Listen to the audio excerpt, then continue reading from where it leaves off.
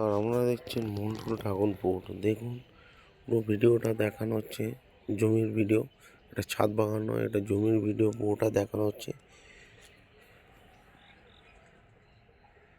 আমার এত পরিমাণে পিঁমড়ে ছিল, এই যে রডটা কেটে আবার নতুন করে রড বসানো হচ্ছে। দেখুন এই রডটা কেটে আবার নতুন করে বসানো হচ্ছে। এত পিঁমড়ে এই পাঁচিলের মধ্যে।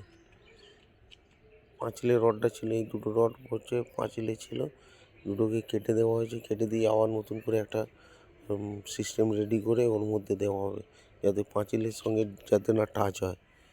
দেখুন আপনারাও এইভাবে চাষ করুন। আর মিডিলে পালং শাক আছে,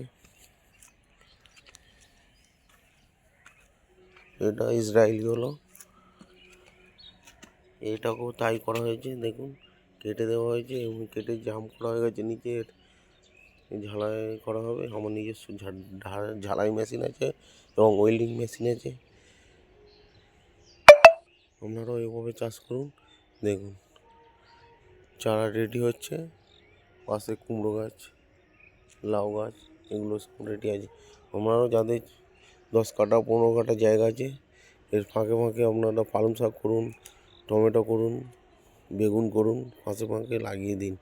দেখবেন টুকটাক খাওয়া হবে, বিক্রি হবে এবং আপনার জায়গাটাও পরিষ্কার থাকবে।